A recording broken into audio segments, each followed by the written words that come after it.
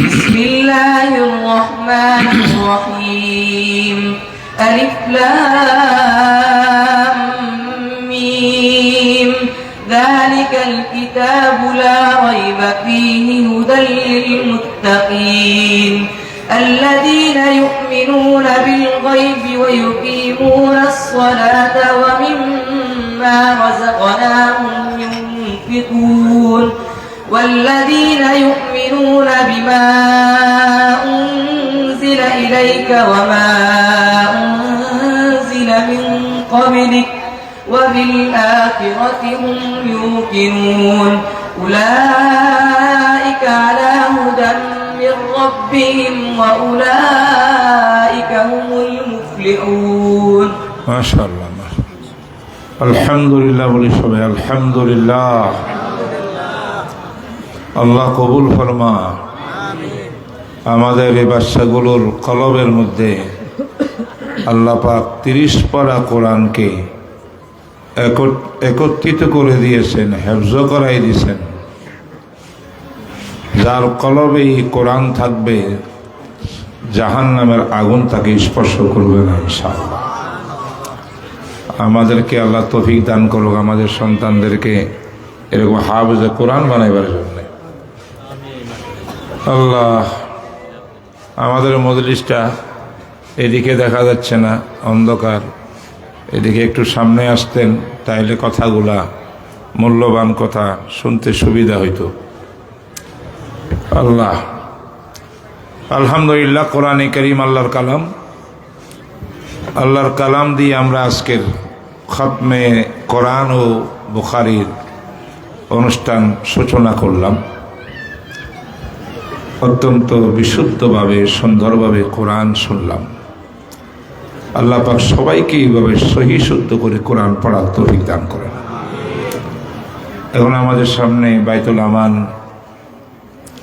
আপনাদের প্রাণপ্রিয় প্রতিষ্ঠান জামে ইসলামিয়া বাইতুল আমানের অত্যন্ত গুরুত্বপূর্ণ কিতাব কোরআন কারীমের পর পৃথিবীর বুকে যে কিতাবটা সবচাইতে বিশুদ্ধ, সমস্ত কিতাবের মধ্যে এটা সবচেয়ে বেশি বিশুদ্ধ, আসাহু কিতাবিন বাদা কিতাবিল্লাহ। আমাদের দর্শে নিজামিক সিলেবাস, মাদ্রাসা সিলেবাসের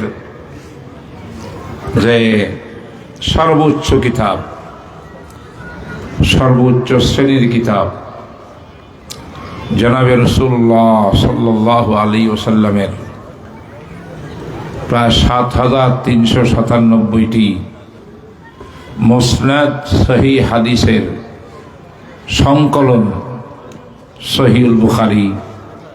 আমাদের দাওরা হাদিসের ছাত্ররা আপনাদের সামনে এখন এই কিতাবের সর্বশেষ অনুচ্ছেদ, সর্বশেষ হাদিসটা পাঠ করে বুখারীর অধ্যয়ন ক্লাস আপনাদের সামনে শেষ করবেন।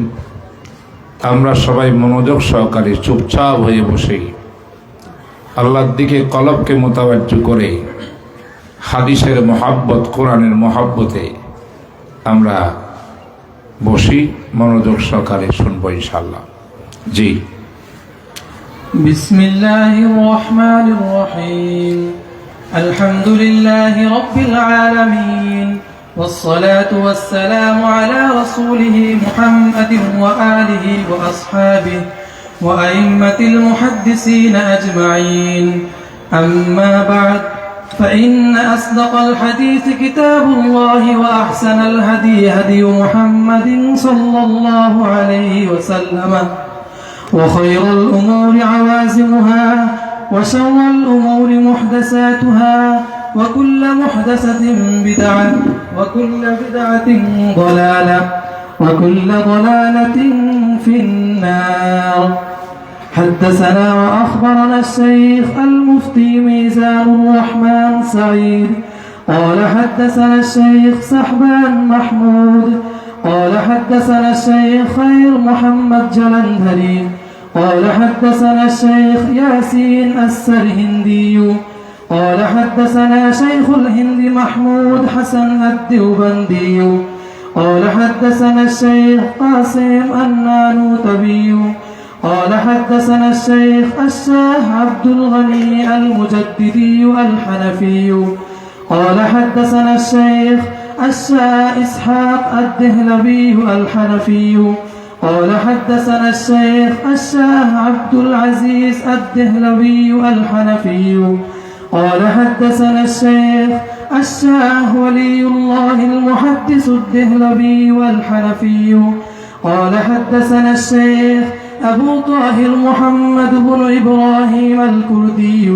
قال حدثنا الشيخ إبراهيم الكردي الشافعي قال حدثنا الشيخ سيد أحمد بن محمد القشاشي المدني قال حدثنا الشيخ أحمد بن إبراهيم الكردي الشافعي قال حدثنا الشيخ سيد أحمد محمد القشاشي المدني قال حدثنا الشيخ أحمد بن عبد القدوس الشنابي المصري ثم المدني قال حدثنا الشيخ شمس الدين محمد بن أحمد الرملي المصري الشافعي قال حدثنا الشيخ زين الدين أحمد زكريا بن محمد الأنصاري المصري الشافعي قال حدثنا الشيخ الحافظ بن حجر العسقلاني المصري الشافعي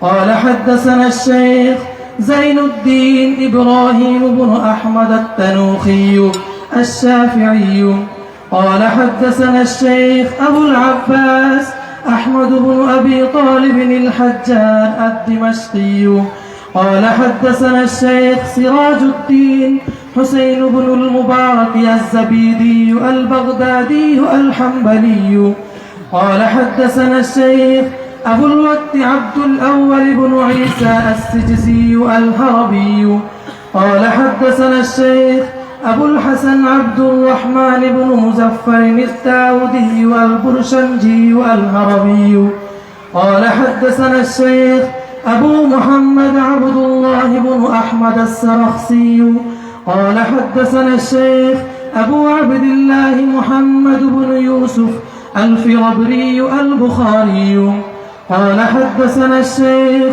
الإمام الهمام الحافظ الحجة أمير المؤمنين في الحديث أبو عبد الله محمد بن إسماعيل بن إبراهيم بن مغيرة بن بردزبة الجعفي اليماني البخاري رحمه الله الباري اللهم انفعنا بعلومه وعلومهم آمين يا رب العالمين أنه قال باب قول الله ونضع الموازين القسط ليوم القيامة وأن أعمال بني آدم وقولهم توزن وقال مجاهد القسطاس العدل بالرومية ويقال القسط مصدر المقسط وهو العادل وأما القاسط فهو الجائر حدثنا أحمد بن أشكاب قال حدثنا محمد بن فصيل عن عمارة بن القعقاع عن أبي زرعة عن أبي هريرة رضي الله تعالى عنه قال قال النبي صلى الله عليه وسلم كلمتان حبيبتان إلى الرحمن خفيفتان على اللسان ثقيلتان في الميزان سبحان الله وبحمده سبحان الله العظيم سبحان الله وبحمده سبحان الله العظيم পড়তেছেন সবাই দিল থেকে পড়েন দিল থেকে সুবহানাল্লাহি ওয়া বিহামদিহি সুবহানাল্লাহিল আযীম সুবহানাল্লাহি ওয়া বিহামদিহি সুবহানাল্লাহিল আযীম আলহামদুলিল্লাহি রাব্বিল আলামিন আজকে মোহাম্মদপুরের এই ময়দানে এই নোরানি মাহফিলে এটা কোনো ওয়াজ মাহফিলও নয়, এখন এটা অন্য কোনো প্রোগ্রামও না, এটা সবচাইতে নূরানি মাহফিল। তার নাম হলো হাদিস আর কোরআনের মাহফিল। এই মাহফিলকে আল্লাহ পাক যাদেরকে এখানে বসার তৌফিক দিয়েছেন, এতক্ষণ ছাত্ররা যখন পড়তেছিল বা আমি এখন বলতেছি যারা উপস্থিত আছেন, আমি সব জায়গায় বলি আল্লাহ পাক কোরআন হাদিসের এলেম সবাইকে তো দান করেন নাই। আল্লাহর বিশেষ নেক বান্দাদেরকে সিলেকশন করছেন আলেম হওয়ার জন্য, মুফতি মুহাদ্দিস হওয়ার জন্য। এরা তো আলেম হইয়া কোরআন হাদিস পড়ে পড়াই আমল করে ইনশাআল্লাহ আল্লাহ পাকের নৈকট্য লাভ করবেন। যারা আমরা কোরআন শরীফ পড়তে জানি না, জানলেও হেফজ নাই, যারা আমরা বুখারী শরীফ হাদিস শরীফ কোনদিন পড়ি নাই, আমরা আরবি জানি না, কিন্তু আমরা নবীজির উম্মত, আমাদেরও কবরের জগৎ আছে, আমাদের জন্য হাসরের কিয়ামতের ময়দান আছে। আল্লাহ পাকের বিচার দিবসে ইয়াউমুদ্দিন, সেই দিন যখন হিসাব নিকাশ চলবে, আমরা আল্লাহর কাছে কি পেশ করব? যারা জীবনের অর্ধ হায়াত পর্যন্ত 50-60 বছর পর্যন্ত বুখারী পড়াইছে, শেখুল হাদিস আল্লামা আজিজুল হক সাহেব রহমতুল্লাহ আলাইহি, এই লালবাগের হযরত মাওলানা হেদায়েতুল্লাহ সাহেব রহমতুল্লাহ আলাইহি, হাটাজারি মাদ্রাসার আল্লামা আব্দুল কাইয়ুম রহমতুল্লাহ আলাইহি, আব্দুল আজিজ রহমতুল্লাহ আলাইহি, এনারা তো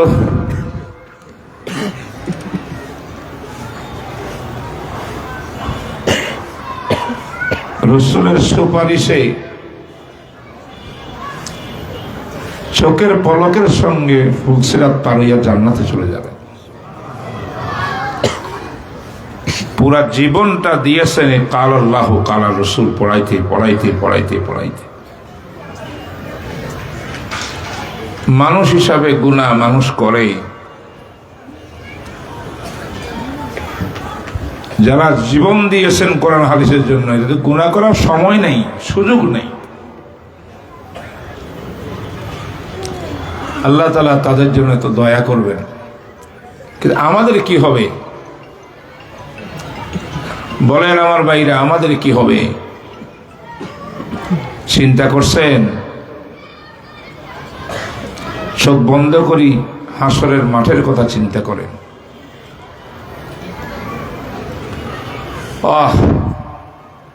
আমার মনে হয় এরকম মোবারক অনুষ্ঠানে যদি দিল থেকে মন দিয়ে আল্লাহ রাসূলের মহব্বতে আমলের নিয়তে এরকম একটা ক্লাসের মধ্যে বসছেন, সেই দিন বিচার দিবসে কমপক্ষে বলা যাবে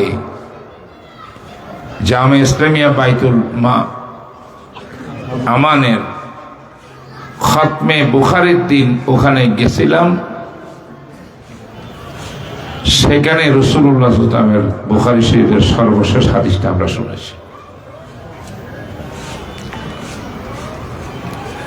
হাদিসের ছাত্র হওয়ার সৌভাগ্য লাভ করেছি,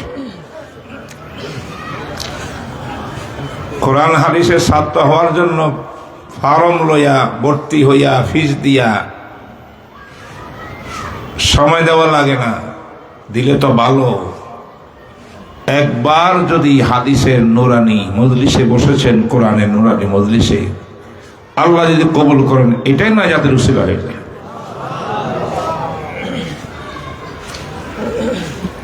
এই জন্য আমি এখন যে পাঠগুলো হয়েছে আরবিতে, আমি এটার উপর একটু বিশ্লেষণ দিচ্ছি আপনাদের কাছে। এটা মনে করেন আপনার লেসন, আপনার সবক, আপনার ক্লাস। ওয়াজ আসবে, হাফিজুর রহমান ওয়াজ করবে, আমরা কি হাদিসের নূর নিতে থাকি। কি বলেন, রাজি আছেন সবাই? কারা কারা আল্লাহকে হাত তুলিয়া দেখা? আল্লাহ তুমি কবুল করো। যারা বাইরে ঘুরতেছে, সময় নষ্ট করতেছে, তাদের কি হবে? আমি অনুরোধ করব, মাইকের আওয়াজ যতটুকু যাচ্ছে সবাই বসিয়া বুখারীর হাদিসের ছাত্র হইয়া যান। এই সুযোগ আপনি পাবেন না। আলহামদুলিল্লাহ, অনেক লম্বা কথা আরবিতে বায়তুল আমান মাদ্রাসার দাওরা হাদিসের ছাত্র পড়লেন। কি পড়লেন? এটাই পড়লেন, পৃথিবীর মধ্যে যত ধর্ম নবী রসুলের মাধ্যমে পৃথিবীতে এসেছিল মানব জাতির হেদায়েতের জন্য, কোন একটি ধর্ম বর্তমানে দুনিয়ার ভিতরে নিখুঁত নাই, সংরক্ষিত নাই, সব পরিবর্তিত। কি ইহুদি ধর্ম, কি খ্রিস্টান ধর্ম, কোন ধর্মই নাই। সব মানুষ নষ্ট করেছে, নিজের হাতে লেখে লেখে ইহুদিরা তাওরীত কিতাব বানাইছে, আর বলছে এটা আল্লাহ নাজিল করছে মুসা নবীর উপরে, অথচ তার হাতের লেখা। গত সপ্তাহে আপনারা শুনছেন, পত্রপত্রিকা এসেছে, একজন ওলি বুজুর্গ মারা গেছেন, পাকিস্তানের হযরত মাওলানা পীর জুলফিকার আহমদ নকশবন্দি রাহিমাহুল্লাহ। শুনছেন না? তিনি আমার শেখ অনেক আছেন, তিনি আমাকে ইজাজত দিছেন, খেলাফত দিছেন, তিনি আমার শেখ। উনি একবার আমেরিকার সফরে গিয়েছিলেন, বহুবার গেছেন, একবারের কাহিনী। ওয়াশিংটনে, যেখানে নাসা বৈজ্ঞানিকদের রিসার্চ সেন্টার, সেই রিসার্চ সেন্টারে সমস্ত বৈজ্ঞানিকরা একটা রিসার্চ গবেষণা বের করলেন যে আমরা এক একজন এক এক ধর্মের অনুসারী, কেউ ইহুদি, কেউ খ্রিস্টান, কেউ মুসলিমও আছে। আমরা এত কিছু সৌরবিজ্ঞানের প্রাজ্ঞ অভিজ্ঞ, পৃথিবীর আকাশ নিয়ে গবেষণা করি, চন্দ্র নিয়ে গবেষণা করি, নক্ষত্র নিয়ে গবেষণা করি, সূর্য নিয়ে গবেষণা করি। আসেন আমরা একটু ধর্ম নিয়ে পর্যালোচনা করি। এই যে তারা ধর্ম নিয়ে কি পর্যালোচনা করবে, তাদের মাথায় একটা কথা আসছে যে বর্তমান দুনিয়াতে যে ধর্মগুলোর প্রচলন আছে দুনিয়াতে, এর মধ্যে প্রাচীন কিন্তু ইহুদি ধর্ম, তারপরে খ্রিস্টান ধর্ম, পৃথিবী কাঁপানো ধর্ম ইসলাম ধর্ম, আরো বিভিন্ন ধর্মের লোকদেরকে আমরা একত্রিত করি, দাওয়াত দিই, সেমিনার। সেখানে একজন স্পিকার থাকবেন, চারপাশে বড় বড় বিজ্ঞ বৈজ্ঞানিকরা থাকবেন, মেহমানরা সামনে থাকবেন, বিভিন্ন ধর্মের গুরু। ইসলাম ধর্ম থেকে একজন গুরুকে দাওয়াত দেওয়া হবে, ইহুদি ধর্ম থেকে একজন দাওয়াত দেওয়া হবে, খ্রিস্টান ধর্ম থেকে একজন দাওয়াত দেওয়া হবে, হিন্দু ধর্ম থেকে, বাবিলিয়ান ধর্ম থেকে, বিভিন্ন ধর্মের থেকে একজন একজন দাওয়াত দেওয়া হবে। প্রত্যেকের কাছে আমরা দাওয়াতনামা দেব, জনাব অমুক তারিখে আপনার দাওয়াত এতটা বাজে ওয়াশিংটন সিটির বিজ্ঞান সেন্টারে, রিসার্চ সেন্টারে। আপনার দায়িত্ব হলো আপনি যেই ধর্মের গুরু, সেই ধর্মের আসমানি কিতাবটা, ধর্মীয় মূল গ্রন্থটার ভূমিকা পড়ে ইংলিশে অনুবাদ করে আমাকে শোনাবেন। আমরা বৈজ্ঞানিকরা মনোযোগ সহকারে শুনবো, শুনিয়া নিজেরা বিবেক দিয়ে চিন্তা করব কোন ধর্মের মৌলিক গ্রন্থের ভূমিকা কত সুন্দর, কত ভালো। এটা হবে আমাদের রিচার্জ। এইভাবে করা হয়েছে, দাওয়াত দেওয়া হয়েছে। এখন মুসলমানদের পক্ষ থেকে কে যাবে? Muslim community new York, Washington, new jersey, Michigan, Chicago, এই দেশগুলোর মধ্যে যারা মুসলিম কমিটির প্রধান আছে তাকে চিঠি দিছে, তোমরা একজন লোক ধর্মীয় গুরু ইসলামের বড় আলেম নিয়ে আসো। যেহেতু পীর জুলফিকার রহমান নকশবন্দি দুনিয়া বিখ্যাত আলেম, দায়ী, আল্লাহওয়ালা, তিনি সফরে গেছেন।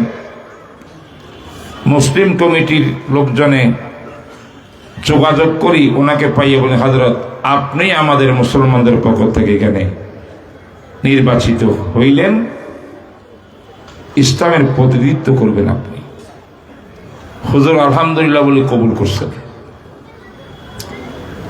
খ্রিস্টানদের একজন জিমি সুয়াগার, যারা কলেজ বাসের পড়াশোনা করো, আমাদের সন্তানরা একটা ইসলামী ইতিহাস পড়ো, একজন মহান পণ্ডিত আছে খ্রিস্টানদের, জিমি সুয়াগার,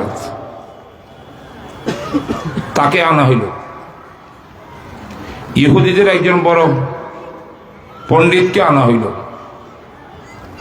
এবার অনুষ্ঠান শুরু হয়েছে, স্পিকার সাহেব আছেন, সব টাইম কন্ট্রোল ওনার হাতে। সর্বপ্রথম ইহুদির পণ্ডিতকে বলছেন স্পিকার সাহেব, জনাব আপনি ইহুদি ধর্মের বহুত বড় পণ্ডিত, প্রাচীন ধর্ম মুসা নবীর ধর্ম তাওরাত কিতাব,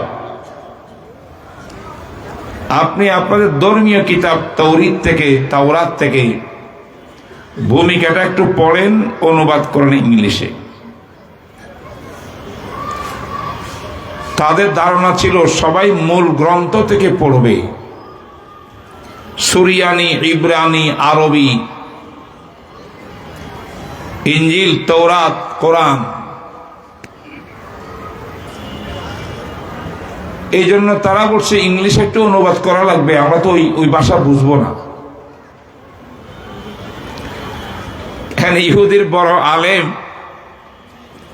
তিনি বাইবেল নিয়া, বাইবেলে দুইটা পার্ট আছে, একটা ওল্ড টেস্টামেন্ট আর একটা নিউ টেস্টামেন্ট, আর 30টি ছোট বড় বই মিলিয়া তাওরাত। যাই হোক, ওই গ্রন্থ থেকে ভূমিকা পাঠ শুরু করছে ইংলিশে। তো বৈজ্ঞানিকরা তো বুঝতেছেন, ইংলিশ তো বুঝেই তারা কিছু বলে নাই। কয়েক লাইন পড়ার পরে, শোনানোর পর আমাদের পীর জুলফিকার আহমদ নকশবন্দি রহমতুল্লাহ আলাই তিনি হাত উঠাইলেন, আমার কথা আছে। স্পিকার বললেন, জি বলুন। হযরত বললেন, চিঠির মধ্যে লেখা আছে প্রত্যেক ধর্মের লোক তাদের ধর্মীয় কিতাব মূল গ্রন্থ থেকে পাঠ করিয়া ইংলিশে অনুবাদ করবেন। আমি জিজ্ঞাসা করতে চাই, তাওরাত কিতাবটা মুসা নবীর উপরে কি ইংলিশ ভাষায় নাযিল ছিল? কথা বুঝেন না মনে হয়। ভদ্র ভাষায় প্রশ্ন করতে হবে, বহুত বড় জায়গা এটা। নাসা রিসার্চ সেন্টার পুরা বিশ্বকে যারা গবেষণা করে তারা বুঝে ফেলছে ঘটনা। তারা পণ্ডিতকে বলছেন, জনাব আপনি আপনার তাওরাত কিতাব মূল গ্রন্থ থেকে ওই ভাষায় পড়ুন। তিনি কতক্ষণ চুপ থাকে, বলেন, আই এম সরি, আমি দুঃখিত, আমার এই তাওরাত কিতাব যেই ভাষায় নাজিল হয়েছিল, সুরিয়ানি ভাষায়, সেই ভাষা পৃথিবীর ভিতরে কোনো মানুষ জানেই না কিতাব থাকা তো বহু দূরের কথা। আমরা যা পেয়েছি সব ইংলিশ অনুবাদ, বিভিন্ন ল্যাঙ্গুয়েজে অনুবাদ, আসল ভাষা আসল তৌরিত কোথায় আমরা জানি না। অতএব আসল গ্রন্থ থেকে পড়া সম্ভব না। তিনি বলেন তাহলে আপনি অপেক্ষা করুন। সেকেন্ড ম্যান খ্রিস্টান জিমি সুয়াগার, তাকে বলছে আপনি পড়ুন। হেতু ঘটনা সব বুঝে ফেলছে। সে প্রথমেই সালান্ডার, যে আই এম সরি, আমার কাছে ইঞ্জিলের ইব্রানি ভাষার মূল গ্রন্থ নাই, পুরা পৃথিবী তালাশ করি একটা কপি পাওয়া যায় নাই, আমার কাছে যা আছে ইংলিশে আছে। আবার একটা না, ইঞ্জিল আছে 5টা। কয়টা? ইঞ্জিলে মাত্তা, ইঞ্জিলে লুকা, ইঞ্জিলে বারনাবাস, ইঞ্জিলে ইউহান্না, এইগুলো ইঞ্জিলের নাম। সব মিলিয়া আনাজিলে খামসা, 5টা মিলিয়া নিউ টেস্টামেন্ট। এই ওল্ড টেস্টামেন্ট নিউ টেস্টামেন্ট 2টা দিয়া বাইবেল, কিতাবে মুকাদ্দাস। আর এটা বাংলা অনুবাদ করে এই বাংলার জমিনের হাজার হাজার মুসলমানদের ঘরে তাবলীগ করে করে খ্রিস্টান মিশনারিরা মুসলমানদের খ্রিস্টান বানায়।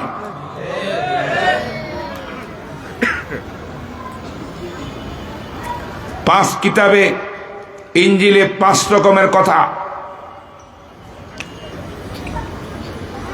কেউ বল আজকে তো 24শে ডিসেম্বর না, আগামীকাল খ্রিস্টান ক্রিসমাস ডে, বড়দিন। তাদের এক দলে বলছে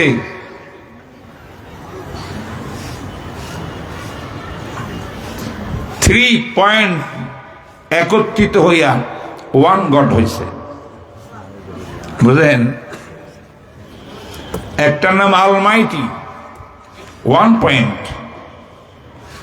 এটা হলো আসল খোদা, গড নাম্বার 1। নাউজুবিল্লাহ বলবেন না। আর একটা হলো সন যিশু,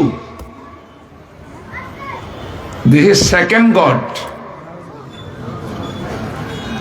আর একটা আছে হোলি স্পিরিট, থার্ড গড। 1 2 3 মিলিয়া 1 এর মধ্যে 3, 3 এর মধ্যে 1, 1 এর মধ্যে 3। এই আকীদা বিশ্বাস খ্রিস্টানদের, প্রোটেস্ট্যান্ট তাদের একটা দল আছে, এরা বড় দল। যাক, আমি ওইদিকে যাব না, আমার আলোচনা তো বুখারী শরীফ। কথা বুঝতে পেরেছে? এবার হেও সারেন্ডার করে দিল যে আমার কাছে আসল গ্রন্থ নাই। এবার সবাই তাকাই রয়েছে। এখন মুসলমানের ইমামকে, আলেমকে জিজ্ঞাসা করা হবে, আল্লাহ জানে সে কি কতবার সরি কয়। জনাব জুলফিকার আহমদ নকশবন্দি রহমতুল্লাহ আলাইহি হাফেজ, তিনি বলেন ইয়েস, আমি 1500 বছর পূর্বে নবিয়ুনা হাবিবুনা মুহাম্মাদুন সাল্লাল্লাহু আলাইহি ওয়াসাল্লামের কলবের উপরে আল্লাহ কর্তৃক যে ঐশী বাণী কোরআন নাজিল হয়েছিল, যেই ভাষায়, যেইভাবে, যেই শব্দে, যে সাউন্ড, যে পঠন নীতি, যে পদ্ধতি উচ্চারণ, হুবহু সেইভাবে আমি কোরআন 30 পারা পড়তে সক্ষম।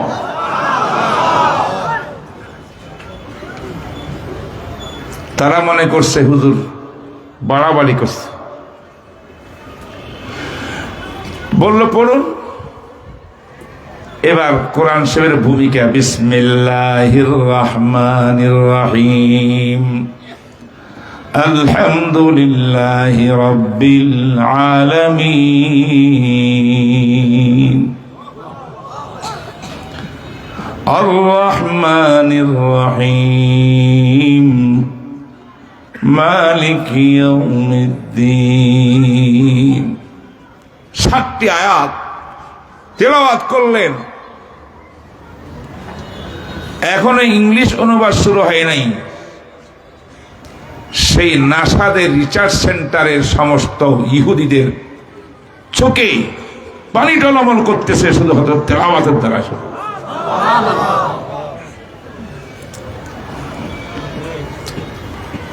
অনুবাদ করলেন, হতভম্ব, থ খাই গেছে, আর কেউ নাই আসল গ্রন্থ থেকে পড়ার।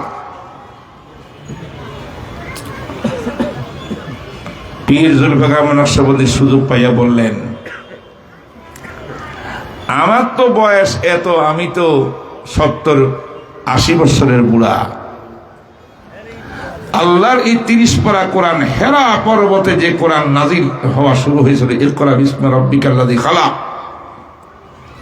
সেই দিন থেকে সর্বশেষ আয়াত 23 বছর পরে এই যে 30 পারা কোরআন, পুরা কোরআনকে মাত্র 7 বছর 6 বছরের শিশু তার কলবের ভিতরে পুরা কোরআন সংরক্ষিত আছে। বাচ্চা আমাদের হাজার হাজার লক্ষ লক্ষ। পেশাবুদরের 2জন ছেলে, একটার নাম হাবিবুল্লাহ, একটার নাম সাইফুল্লাহ। সাইফুল্লাহ তখন ছোট ছিল, 6-7 বছর হবে। তারা বললো সত্যি? বলে হ্যাঁ। দেখতে চাও? হুজুর হাবিবুল্লাহকে ডাকছে সাইফুল্লাহকে, সাইফুল এদিকে আসো। ছোট বাচ্চা বলছে, রিসার্চ সেন্টার সেমিনারে রুমাল বিছাও, ওযু আছে? আব্বাজান আছে। কেবলামুখী হইয়া দাঁড়াই যাও নফল নামাজে, কোরআন পড়বা, যতক্ষণ আমি না বলবো না পড়তে থাকবা, কমপক্ষে 1 পারা পড়বা। সুবহানাল্লাহ। এই সাইফুল্লাহ কোরআন পড়তেছে, সমস্ত বৈজ্ঞানিক, দার্শনিক, পৃথিবীর সেরা বিজ্ঞানিক, নাসার উপরে কোনো বিজ্ঞান চর্চা পৃথিবীতে নাই, তারা কোরআন শুনতেছে আর চোখের পানি ফেলতেছে। সব শেষ হওয়ার পরে পীর জুলফিকার আহমদ নকশবন্দি রহমতুল্লাহ সামনে আসি, হযরতের হাত ধরি 7 জন বড় বড় বৈজ্ঞানিক মুসলমান হয়ে গেছে। আমি যে কথাটা বোঝাতে চাইলাম, পৃথিবীর কোন ধর্ম কর্মওয়ালাদের কাছে তাদের মূল কিতাব, আসমানি কিতাবটাও সংরক্ষিত নাই, বাসাও নাই। আমরা মুসলমান, আমাদের বৈশিষ্ট্য মনে রাখবেন, বুক ফুলাইয়া বলবেন,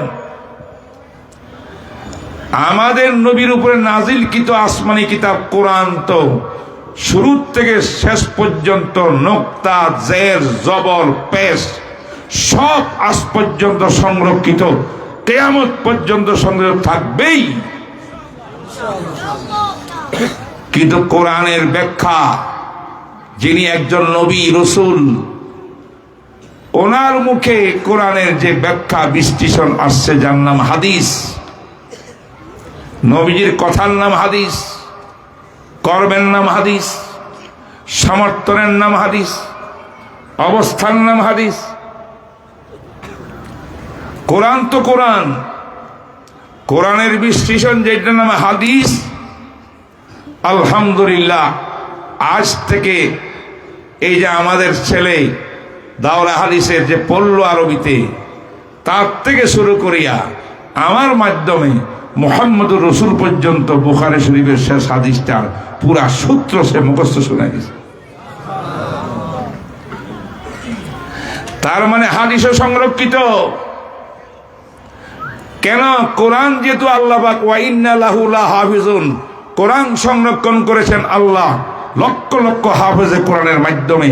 আল্লাহ বলেন, কোরআন শুধু রিডিং এর নাম নয়, অর্থের নামও কোরআন। কোরআনের অর্থ যেহেতু হাদিসের মধ্যে আছে, হাদিসকেও আমি সংরক্ষণ রাখবো, যার দ্বারা কোরআন শাব্দিক মিনিং সব সংরক্ষিত থাকে। তাই মুসলমানের একটা গৌরব, পৃথিবীর ভিতরে আর কোনো ধর্ম নাই, আমাদের কোরআনও সংরক্ষিত এখন আছে, কিয়ামত পর্যন্ত থাকবে। হাদিসে রাসূল কোরআনের ব্যাখ্যা এখনো সংরক্ষিত, কিয়ামত পর্যন্ত থাকবে।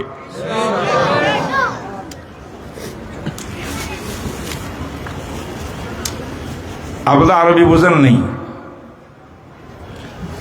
সে বাচ্চাটা বলল,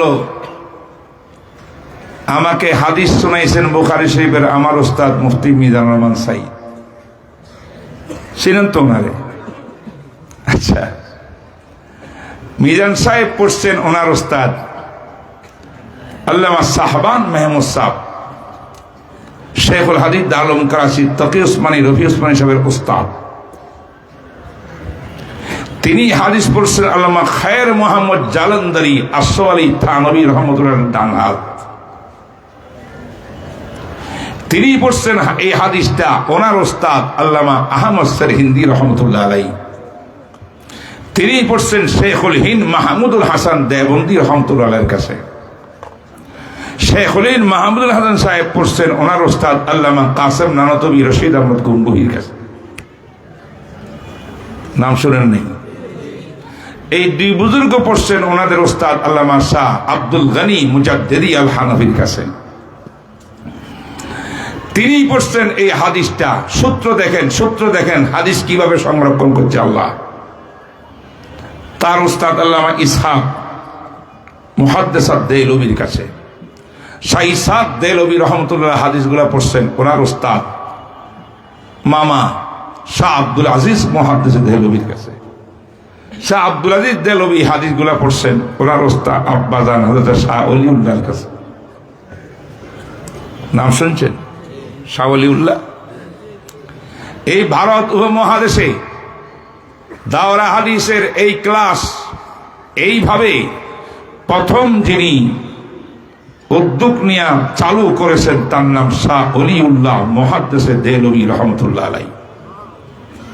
একটা কথা বলি, এই দেশে আহলে হাদিস বাইগণ হন বা বেদাতি কোন লোক হন, সুন্নি যেই নাম দিবেন, সে যদি বুখারী পড়ি থাকে, তার বুখারীর সূত্র গিয়া শাহ ওলিউল্লাহর কাছে যেতেই হবে।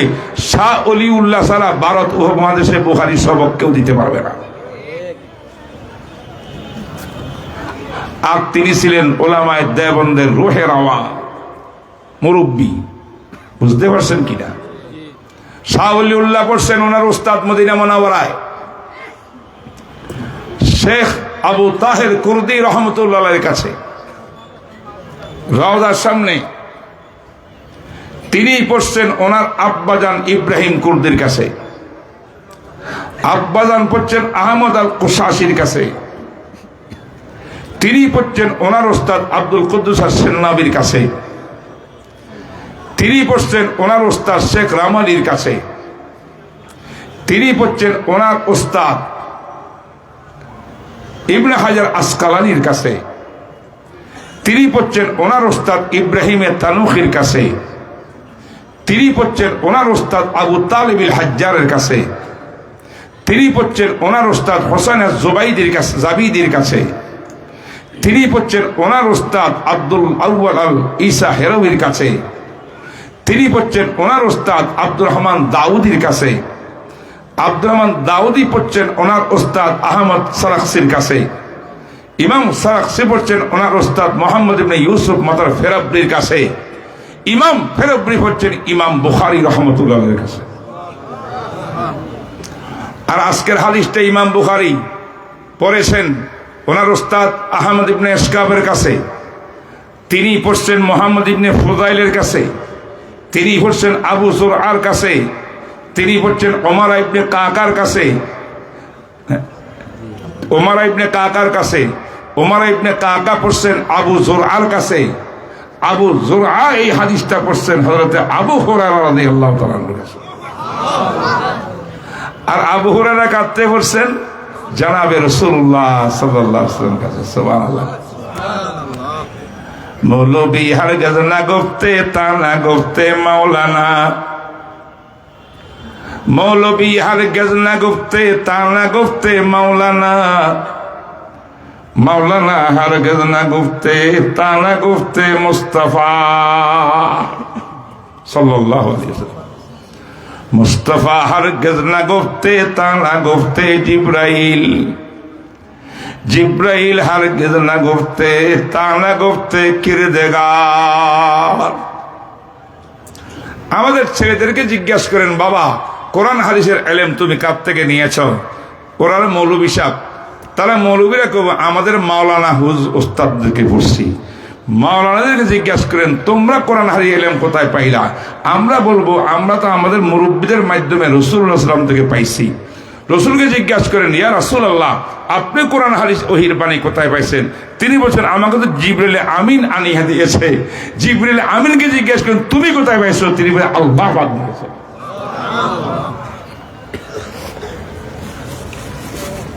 পুরা সূত্র আরবিতে তারা পাঠ করিয়া শোনাইছে আমাদের কাছে, আমরা তো বুঝে নেই, যেন বাংলা একটু সামান্য ব্যস্ত। এবার কি বিশ্বাস হয় এই পর্যন্ত আসছে না নাই সূত্র? ইনশাআল্লাহ আমাদের ছাত্ররা আমাদের সূত্রকে সংরক্ষণ করবে, তাদের সূত্র তাদের ছাত্র সংরক্ষণ করবে, কিয়ামত পর্যন্ত চলতে থাকবে। পৃথিবীর কোন শক্তি কোরআন সুন্নাহর এই সূত্রকে নষ্ট করতে পারবে না ইনশাআল্লাহ।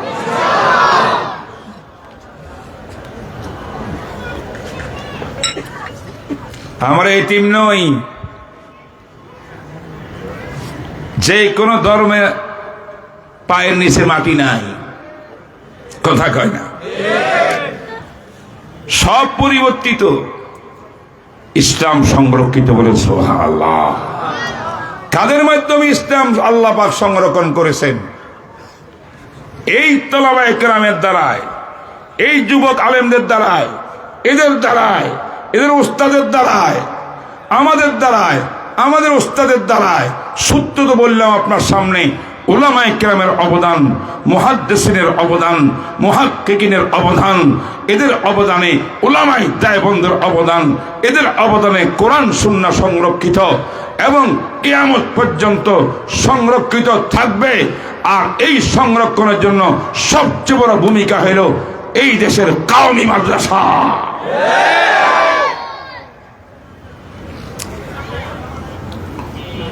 বায়তুল আমাল মাদ্রাসা এটা খেলার জায়গা নয়। এখানে বসে বসে মাদ্রাসাওয়ালারা মুহাদ্দিস তৈরি করে, বলেন সুবহানাল্লাহ। ডজনে ডজনে হাফেজে কোরআন তৈরি করে, মুফতি তৈরি করে, কারি তৈরি করে।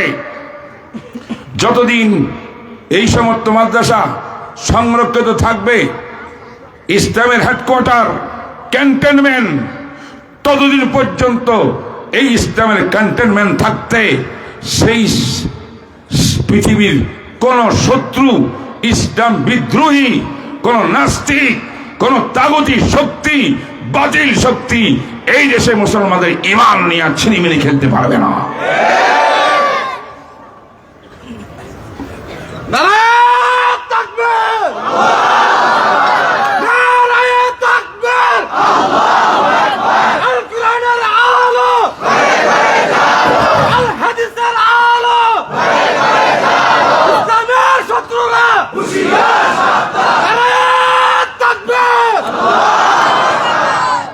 মোহতারাম হাজারিন, সামনে আমার বুখারী শরীফ।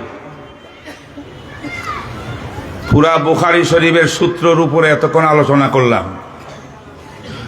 আপনাকে বুখারী শরীফের ক্লাসটা নিবেন আজকে? কারা কারা ইনশাআল্লাহ? আল্লাহ তুমি কবুল ফরমা। আমি আপনাদেরকে কিছু তথ্য দেব, তাত্ত্বিক কথা বলবো, মনে রাখবেন, নোট করবেন। আমরা কেউ থাকবো না। আপনি একা একা যখন ঘরে যাবেন, দেখবেন আপনি ঘরে গিয়ে বলবেন আমি বুখারী সম্পর্কে অনেক কিছু জেনে আসছি। সুবহানাল্লাহ। এখন তো বুখারী শরীফ কিতাবের নাম শুনছি, আর কিছু জানি না। এই জন্য যে কোনো লোক বুখারীর নাম দিয়ে আমাদেরকে উল্টা পাল্টা আমল নষ্ট করে, আকীদা নষ্ট করে, উল্টা পাল্টা কথা শোনা বুখারীতে আছে, ঠিক না বেটি? বুখারী শরীফ যদি জানেন তাহলে আপনাকে বিভ্রান্ত করতে পারবে না ইনশাআল্লাহ। কেউ বলেন সুবহানাল্লাহ। আমার ভাইরা, ইমাম বুখারী রাহমাতুল্লাহ আলাইহি 16 বছর সাধনা করে এই কিতাবটা লিখেছেন। সুবহানাল্লাহ। কত বছর? বুখারী শরীফ লিখতে 16 বছর সময় লাগছে। এমন একজন লোক ইমাম বুখারী, একদিন ওনার এক ছাত্র মোহাম্মদ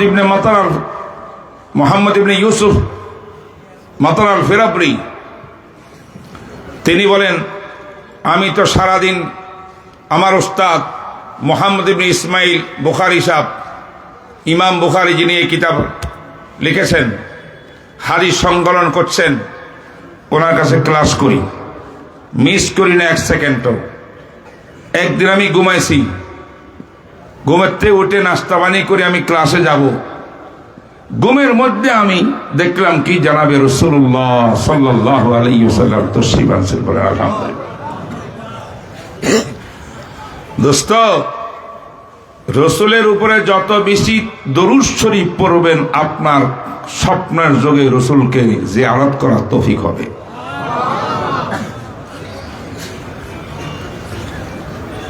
আল্লাহ নবীকে স্বপ্নে দেখলাম, সালাম দিলাম, নবী সালামের জবাব নিলেন। এরপরে আমাকে জিজ্ঞাসা করলেন, ও মোহাম্মদ ইবনে ইউসুফ, তোমাকে একটু তাড়াহুড়া করতে দেখা যাচ্ছে, তোমার কি তাড়া আছে নাকি সময় আছে? তাড়াহুড়া কিসের? স্বপ্নের মধ্যে আমি নবীজিকে জবাব দিলাম, ইয়া রাসূলুল্লাহ, ইয়া হাবিবাল্লাহ, আপনার থেকে লক্ষাধিক সাহাবীরা যে সমস্ত সহিহ হাদিস বর্ণনা করেছিল, সেখান থেকে আস্তে আস্তে আমাদের ওস্তাদ ইমাম বুখারী পর্যন্ত পৌঁছেছিল।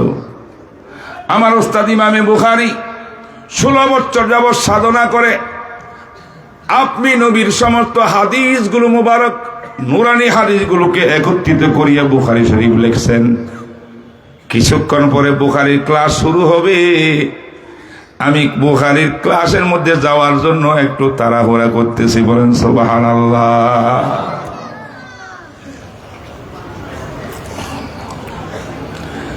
জনাবে রাসূলুল্লাহ সাল্লাল্লাহু আলাইহি ওয়াসাল্লাম আর কিছু বললেন না। হাদিসের ক্লাসে যাবে, কি বলবো? এই হাদিসের ক্লাসের আজকে দাম নাই, খতম বুখারী চলতেছে, কত মানুষ বাইরে ঘোরাফেরা করতেছে। নসিব লাগে, ঠিক না বেঠিক?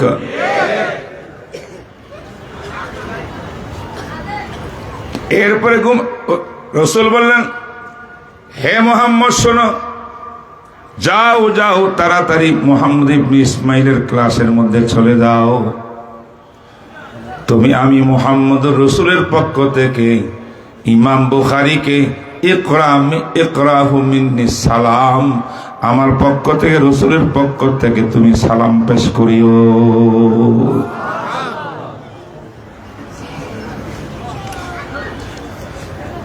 যে ব্যক্তিকে মুহাম্মদুর রাসূলুল্লাহ সাল্লাল্লাহু আলাইহি ওয়াসাল্লাম সালাম পেশ করেন, সেই লোকটা 16 বছরে হাদিস লিখেছে। বুখারী শরীফ কেমনে লিখেছে? এক একটা হাদিস কিতাবে আনার পূর্বে একবার গোসল করেছেন, আল্লাহু আকবার। 2 রাকাত নফল নামাজ আদায় করেছেন।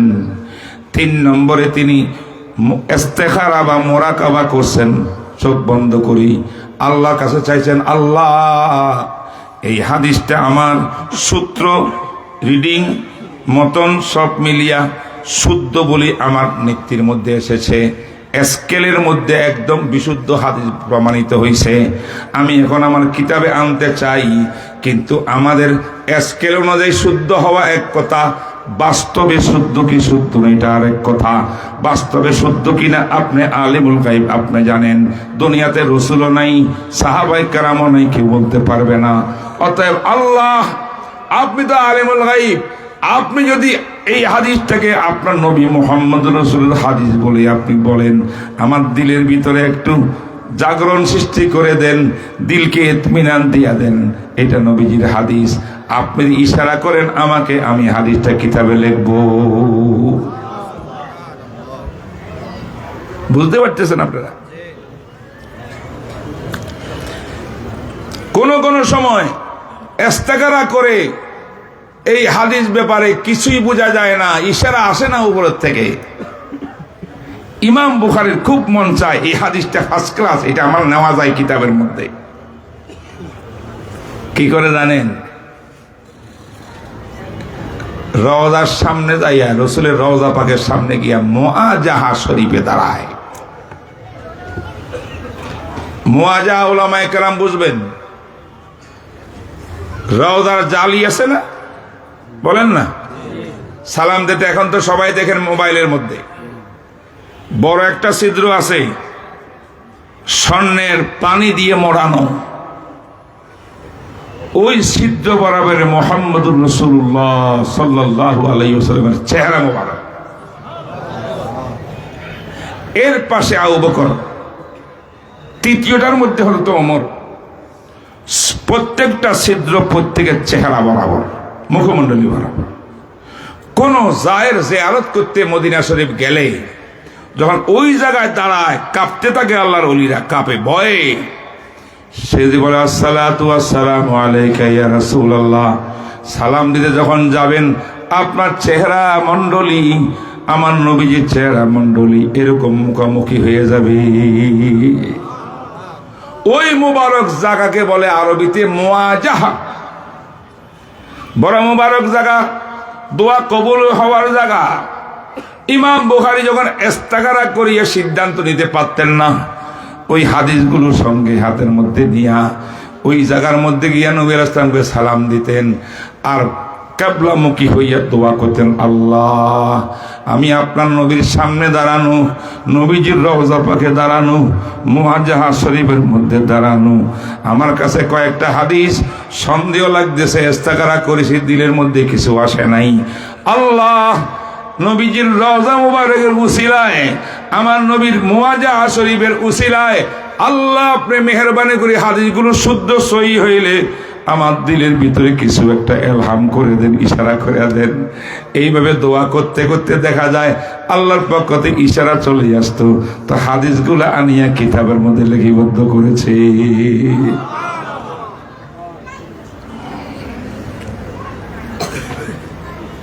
মুহতারাম হাজরিন, কথা বলবো সারা রাত, বললে বুখারী কথা শেষ হবে না, সারা রাত। আমি আরবি ভাষায় একটা কিতাব রচনা করেছি, 2 ভলিউম, 1200 পৃষ্ঠা। এর মধ্যে 500 পৃষ্ঠা শুধু বুখারীর উপর লিখেছি। আলহামদুলিল্লাহ কোন আল্লাহ কবুল ফরমান, আল্লাহ কবুল ফরমান। এই 2-4 দিনের মধ্যে প্রথম খণ্ডটা বের হয়ে আসবে প্রেস থেকে, আর দ্বিতীয় খণ্ড রয়ে গেছে, একটু সময় লাগবে রোজার পরে।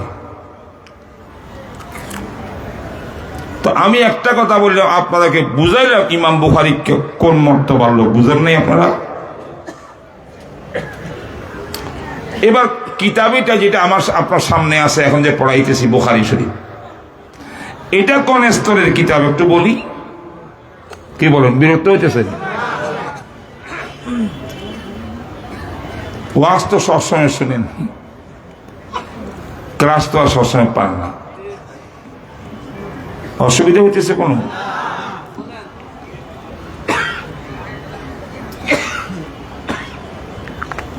শাফি মাযহাবের এক বিখ্যাত আলেম আল্লাহওয়ালা সাহেবে কশফ কারামাত, ওনার নাম ইমাম আব্দুল ওয়াহাব শাহরানি। আলেমরা জানেন,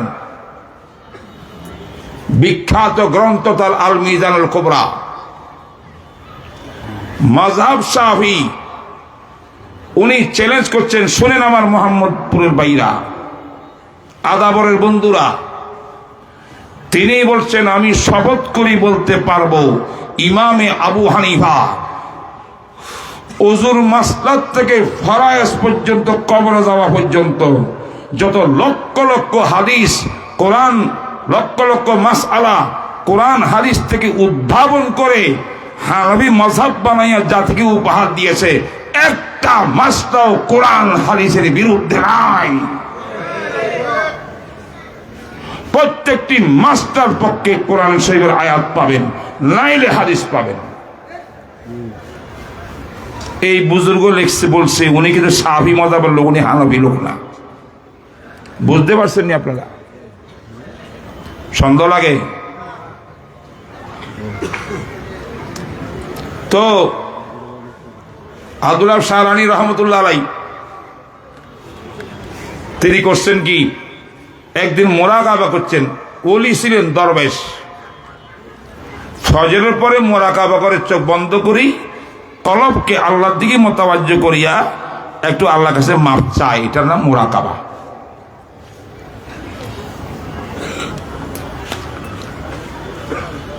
হঠাৎ করে তন্দ্রা এসে গেছে, তন্দ্রার মধ্যে গুমনা চেতনা না মাঝামাঝি অবস্থায় তিনি তাকে দেখতেছেন যে আমি তো রসুলের রওজা পাকের মদিনা মুনাওয়ারায় পৌঁছে গেছে। যখন টের পাইছে আমি তো মদিনা শরীফ পড়ছি, এটা মসজিদে নববী, পাগলের মতো হয়ে গেছে। আয় হ্যাঁ, রওজা কোথায়? তাড়াতাড়ি গিয়ে সালাম দিয়া গেল নবীজিকে।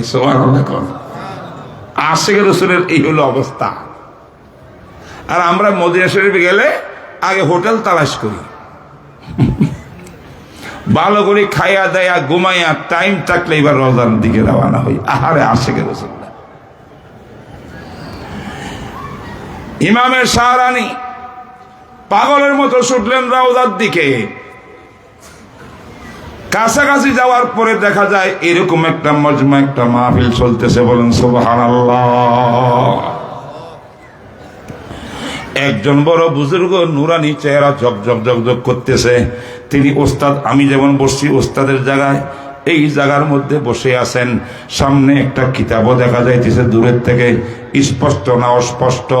সামনে 9 জন বা 8 জন লোক বসা। আজকে তো অনেক লোক আপনারা, কিন্তু ওই রওজার সামনে মাত্র 8 থেকে 9 জন লোক।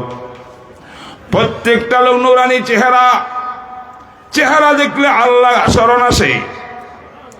মাথার ভিতরে সুন্নতি পাগড়ি, এই বড় দাড়ি, সুন্নতি দাড়ি।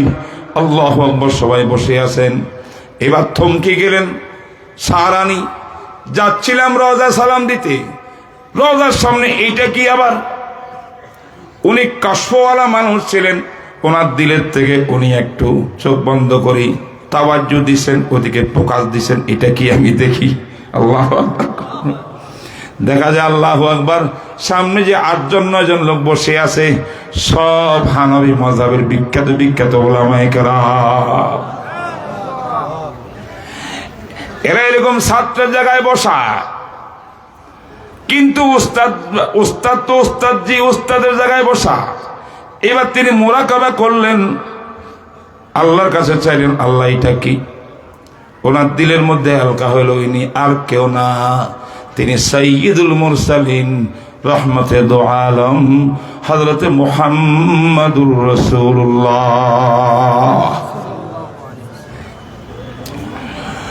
এবার ওনার কাছে প্রশ্ন আসলো, মুহাম্মাদুর রাসূলুল্লাহ যদি উস্তাদ হয়ে ক্লাস দিচ্ছেন, এরা ছাত্র ক্লাস নিচ্ছেন, আমি কেন দেরি করতেছি? ফটাফট যাই এদের সঙ্গে বসে গেছে, আমিও ছাত্র হব। বলে সুবহানাল্লাহ। উনি আবার বলে, আমি আবার শাফি মাযহাবের লোক, এরা সবাই 9 জন বা 8 জন হানাফি মাযহাবের লোক। বুঝেন না মনে হয়? আরে বুঝছেন নি আপনারা আমার কথা? বাংলায় তো বলতেছি।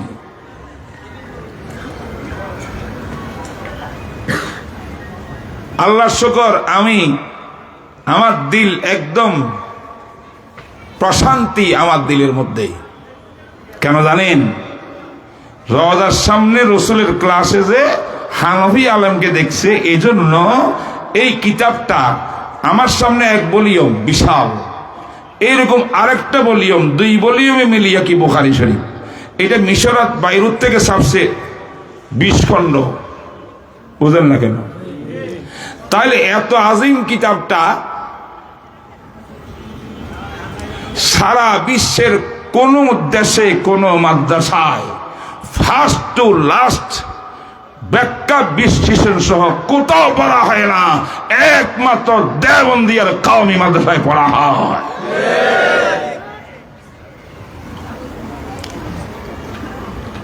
আমি মদিনা ইউনিভার্সিটি পড়াশোনা করছি, রিয়াদে পড়াশোনা করছি।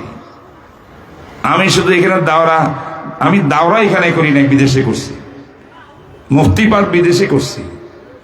এরপরে 5 বছর পড়াশোনা করেছি মদিনা ইউনিভার্সিটিতে। বর্তমানে আমি ওআইসি যে ইসলামী 57 দেশ ওআইসি সংস্থা, এর আন্ডারে একটা ইন্টারন্যাশনাল ফিকহ একাডেমি আছে গবেষণার জন্য। বাংলাদেশ থেকে আমি একমাত্র ব্যক্তি, আমাকে সেই গবেষক বানাইছে ওখানে, ওই কমিটির সদস্য। আমি ভারত দারুল দেওবন্দে ক্লাসে বসেছি। পাকিস্তান তাকে উসমানী সাহেব আমার কলিজা, আমার রূহ, বুঝেন না? দুনিয়ার কোন জায়গা, কোন আরব দেশ তেমন বাকি নাই। বর্তমানে আমেরিকা আমি বুখারী শরীফ পড়াই, বলেন আলহামদুলিল্লাহ। নিউ ইয়র্কে বুখারী শরীফ পড়াই, মুসলিম শরীফ পড়াই, মিশকাত শরীফ পড়াই, আবার দারুল ইফতা দিয়েছি, মুফতি বানাই। অহংকারের জন্য বলতেছি না, বুঝাইবার জন্য বলতেছি। এখন আমার বিষয়টা কিছু বুঝেন নেই আপনারা, আমি কোথায় আছি এখন? আল্লাহ দিছে, আমার কোনো যোগ্যতা নেই। কে দিয়েছেন? এ নিয়ামত কার? আমি নিজে গ্যারান্টি দিয়া বলতেছি, জিম্মাদারি নিয়ে বলতেছি, হানফি উলামায়ে কেরাম আল্লাহর কসম, আল্লাহর কসম, যেইভাবে কোরআন বুঝেছেন, যেইভাবে রাসূলের হাদিস বুঝেছেন, পৃথিবীর অন্য কোন মাযহাবের লোক বুঝে নাই।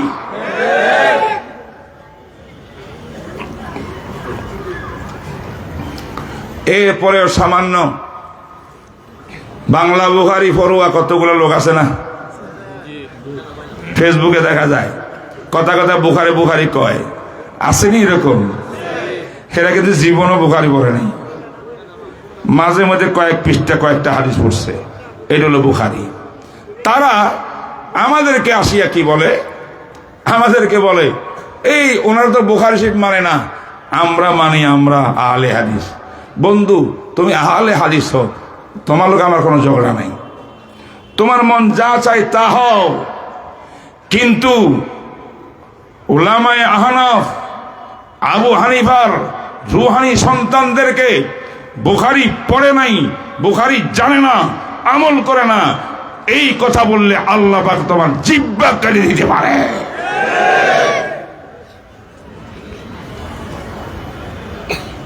আল্লাহ আমাদেরকে বোঝার তৌফিক দান করো। ইমাম শাহরানি গিয়ে বসে গেলেন। এবার চিন্তা করে গেলেন, সামনে তো আমার নবী, বিশ্ব নবী মুহাম্মদুর রাসূলুল্লাহ সাল্লাল্লাহু আলাইহি ওয়াসাল্লাম হাদিস পড়াইতেছেন। কেমন মজা, কেমন মজা! আজকে এতদিন পরে কল্পনা করি নাই কোনোদিন নবীজির কাছে আমি হাদিস পড়তেছি, কিন্তু বুঝে তো আসতেছে না। নবীজির সামনে কিতাব একটা পড়ে আছে, বড় কিতাব, যেমন আমার সামনে পড়ে আছে, আমি কিতাবের দিকে তাকাইতেছি না, নবীর সামনে কিতাবও আছে, নবীজি তাকাইতেছেন এখানে। নবীজি কোন জীবনে কোনো কিতাব পড়ার নাই, কারণ কিতাব কাকে বলে? নবীজির কথার নাম কিতাব, নবীজির আমলের নাম কিতাব, নবীজির সমর্থন নাম হাদিস। তা নবীজি আবার কিতাব কোত্থেকে আসবো? নবীর কথার থেকে কিতাব বের হয়েছে, ঠিক না বেটি? ওনার প্রশ্ন আসলো, নবীজির সামনে, রাসূলের সামনে কিতাব কোত্থেকে আসলো? কি কিতাব? যদি আসি তাকে হয়তো কোরআন হবে, নাহলে কোরআনের মতো বড় একটা আজিম কিছু হবে। আমি একটু কাশফ দিয়া দেখলাম, চোখ বন্ধ করে কাশফ দিয়া দেখলাম নবীজির সামনে যে কিতাবটা পড়ে আছে, এই কিতাবটা অন্য কোন কিতাব না, এটার নাম বুখারী শরীফ। আল্লাহু আকবার বলেন জোরে, আরো জোরে।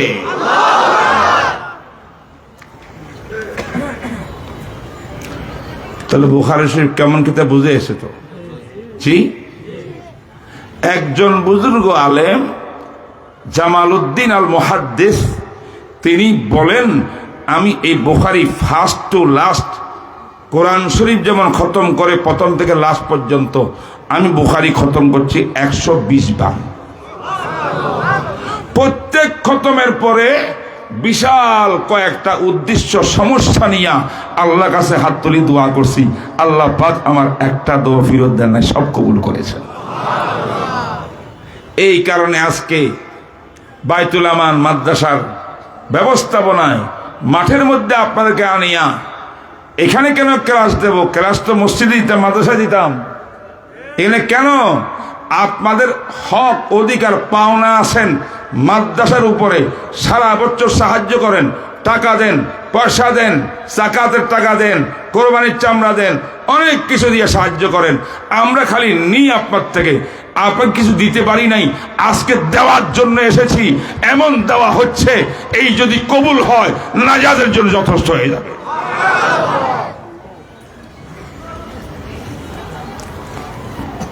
মহতরম হাজরিন, সামান্য কয়েকটা বিষয় তুলে ধরলাম যে বুখারী কি জিনিস, ইমাম বুখারী কেমন, বুঝতে পারেন নাই? আমরা নাকি বুখারী পড়ি নাই। এই পুরা বুখারী শরীফের ভিতরে ৯৭টা অধ্যায় আছে। কতটা অধ্যায়? প্রথম অধ্যায়ের নাম কিতাবুল ঈমান, সুবহানাল্লাহ। সর্বশেষ অধ্যায়ের নাম কিতাবুত তাওহীদ, কিতাবুর রাদ্দ আলাল জাহমিয়া। কিতাব মানে অধ্যায়। পুরা বুখারী শরীফকে ইমাম বুখারী কয় পাঠ করেছেন? ৯৭টি পাঠ করেছেন। সুবহানাল্লাহ। এই কথা কি বলে যাবেন আপনারা? মনে রাখতে পারবেন না? পারবেন না? কারা কারা? আল্লাহ তুমি কবুল করো। এই বুখারী শরীফ বুঝেন।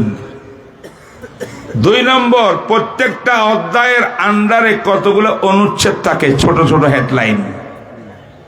এটাকে আমরা বাব বলি থাকি। বুখারী শরীফের সর্বসাকুল্যে ৩,৪৫০টি অনুচ্ছেদ আছে, বলে সুবহানাল্লাহ। অনুচ্ছেদ কয়টা? জোরে কোন? মোবাইলে রেকর্ড করেন, কলম থাকলে লিখে রাখেন, তাহলে আর ভাগবে না। তাহলে আমরা জানলাম অধ্যায় হইল ৯৭টা, বাব অর্থাৎ অনুচ্ছেদ হইল ৩,৪৫০। বুঝলেন? এবার জানতে চাই বুখারী শরীফের ভিতরে হাদিস আছে কয়টা? কি বলে জানার দরকার আছে না নাই? কারা কারা জানতে চান হাদিস কয়টা আছে? সবাই জানতে চান? আলহামদুলিল্লাহ। বাচ্চারা জানতে চায়, মাশাআল্লাহ।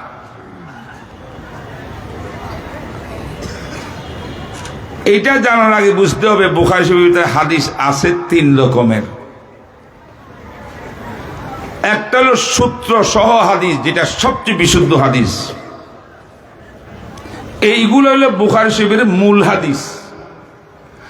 আর ২ প্রকার হাদিস আছে আনুষঙ্গিক হাদিস। মূল হাদিসের সংখ্যা হইল, সংক্ষেপ করতেছি আমি, মনে থাকবে তো, মূল হাদিস, মুসনাদ হাদিস, সূত্রযুক্ত হাদিস। মূল হাদিসের সংখ্যা হইল ৭,৩৯৭টি হাদিস। কত? জোরে? ৯৭।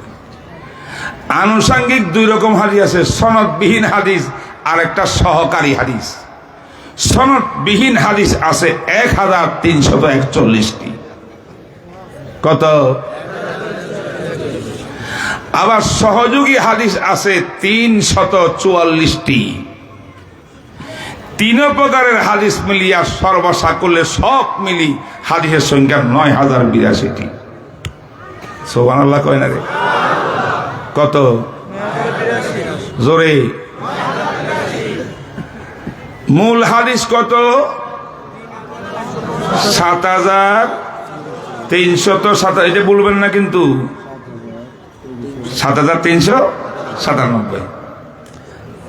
তাহলে আজকে যে আমার আজিজ ছাত্ররা বুখারী শরীফের সর্বশেষ অধ্যায় থেকে সর্বশেষ অনুচ্ছেদ, সর্বশেষ হাদিস পাঠ করছে, শেষ শেষ শেষ বুঝেন নাই?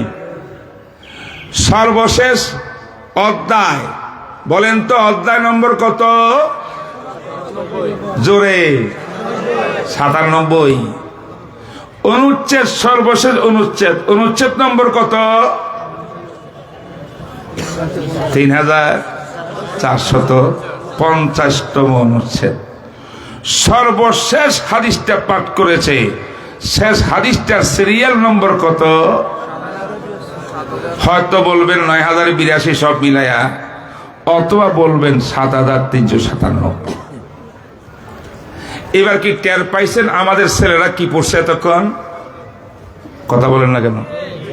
এবার আপনি বলবেন হুজুর 97তম অধ্যায় থেকে তো পড়লেন, বাকিগুলা কই গেল?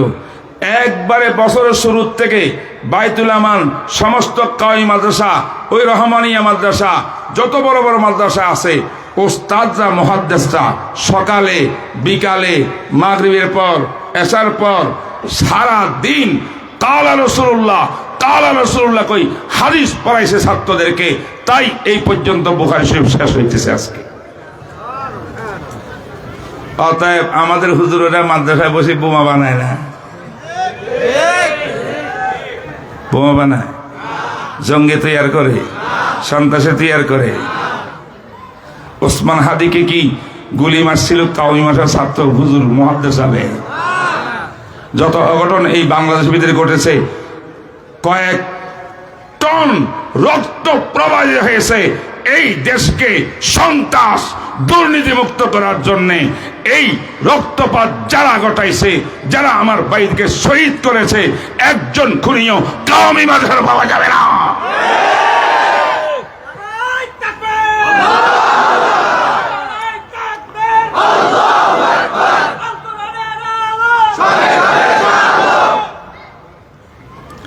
আমাদের মানা মামুন লোক সাহেব, ওনাকে জেলে ঢুকেছে কি কইয়া? কোন মসজিদের ইয়ের থেকে বলে কার মানিব্যাগ চুরি করে নিয়ে নিছে।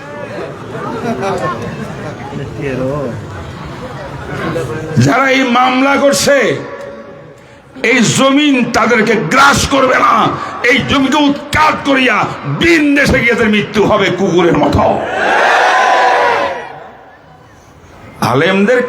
আলেমদেরকে চুলকানি উঠে তো নায়েবে নবী ওয়ারাসাতুল আম্বিয়া, যাদের গর্জনে এই দেশে ইসলাম টিকে আছে।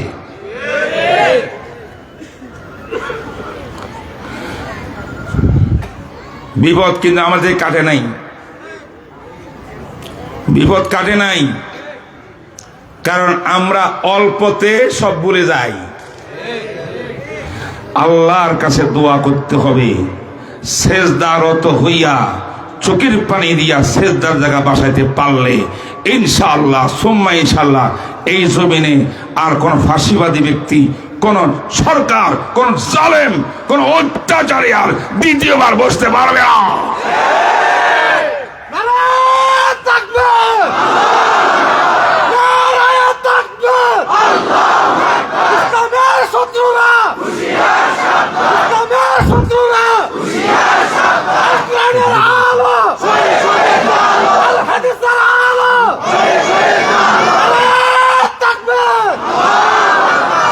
तौहीद की अमानत सीनों में है हमारे, आसा नहीं मिठाना नामो निशा हमारा। अल्लाहु अकबर। शेखुल हादिसेर नाम मिठे নাই, খতিবে বাইতুল মুকাররমের নাম মিঠে নাই, হাবিবজি হুজুরের নাম মিঠে নাই, মুফতি আমির নাম মিঠে নাই, চরমনায় পীর সাহেবের নামও মিঠে নাই, উজানির পীর সাহেবের নামও মিঠে নাই, গঙ্গুহির নামও মিঠে নাই, তানবীর নামও মিঠে নাই। সমর্থ বুজুর্গদের নাম শ্রদ্ধার সঙ্গে আছে, কিয়ামত পর্যন্ত থাকবে। কিন্তু যারা খুনি, অপরাধী, বেঈমান, সন্ত্রাসী, তাগুতি বাহিনী, তাগুতির ছেলা আজ আছে কাল নাই, তাদেরকে ফেরাউনের মতো টেনে হিসড়ে ওই জায়গার থেকে নিয়ে সমুদ্রে ঢুকাইয়া আল্লাহ মারবে। बातिल से दबने वाले ऐ आसमां नहीं हम 100 बार कर चुका है तू इम्तिहान हमारा। मगरिब की वादियों में गूंजी अज़ा हमारी, थमथा न था किसी से सैले रवा हमारा। अल्लाहु अकबर। मोहतरम हाज़रीन, এই বুখারীর কিছু সামান্য আইডিয়া দিলাম। এতগুলো জিনিস আছে, আজকে আমরা সর্বশেষ পাঠটা পড়তে চাই। আসেননি আমার সঙ্গে নাকি ঘুমাই গেছেন? ইমাম বুখারী রহমতুল্লাহ সর্বশেষ অধ্যায় বলছে কিতাবুত তাওহীদ, প্রথমটাও কিতাবুল ঈমান। ইমাম বুখারী বলে আমি কিতাবটা এটা অধ্যায় প্রথম অধ্যায় আনছি ঈমান, লাস্ট অধ্যায় আনছি তাওহীদ, যাতে আমার সাকারাত মৃত্যু যেমন লা ইলাহা ইল্লাল্লাহ কালমা তাওহীদ পড়তে পড়তে আমার জীবন যায়। আল্লাহ তুমি কবুল করো। মান কানা আখিরু কালামিহি লা ইলাহা ইল্লাল্লাহ দাখালাল জান্নাহ। যার সর্বশেষ কথা হবে লা ইলাহা ইল্লাল্লাহ মৃত্যুর সময়, সেই ব্যক্তি মৃত্যুর পরেই সঙ্গে সঙ্গে জান্নাতি। এই জন্য কিতাবুত তাওহীদ দিয়ে শেষ করেছেন। এবার এই অধ্যায়ের ভিতরে আবার অনুচ্ছেদ আনছেন, একটা অনুচ্ছেদ, সেটা হলো বাবু কাউলিল্লাহি ওয়া নাযাউল মাওয়াজিনাল কিসতা লিয়াউমিল কিয়ামা। সূরা আম্বিয়া কোরআন শরীফের একটা আয়াতের একটা পাঠ আনছেন ইমাম বুখারী। এইটা হলো তার অনুচ্ছেদ, হেডিং। এটার ব্যাখ্যা তিনি দিবেন। এই আয়াতে কি বলছে, সূরাতুল আম্বিয়ার আয়াত। আমি সংক্ষেপে বলি, কথা অনেক। হাফিজুর রহমান সাহেব আসতেছে, বয়ান করবেন, আবার রাত অনেক হয়ে গেছে, আপনি কি বিরক্তি হবেন? ওনার একটু লেট হলে কি সমস্যা আছে? আমরা এলেম নিতেই থাকি। হে যখন আসবো রাতে 3টা বাজে আসছো, সমস্যা নেই। রাজি আছেন নাকি? আচ্ছা, তাহলে জমি বসে থাকেন, শুনতে থাকেন আর নোট করতে থাকেন। আমার ভাইরা, এই আয়াতে আল্লাহ পাক বলছেন ওয়া নাযাউল মাওয়াজিনা, আমি আল্লাহ মিজান, পাল্লা, পরিমাপের অস্ত্র পাল্লা বসাবো, স্থাপন করব কিয়ামতের ময়দানে। বনি আদম জাতি আমার বান্দাদের কৃতকর্ম আমলকে পরিমাপ করার জন্যে। আর সেই পাল্লাটা হবে ইনসাফের পাল্লা, সেই পাল্লাটা বৈষম্য বিরোধী পাল্লা, সেই পাল্লাটা সুবিচারের পাল্লা, অবিচারের পাল্লা না।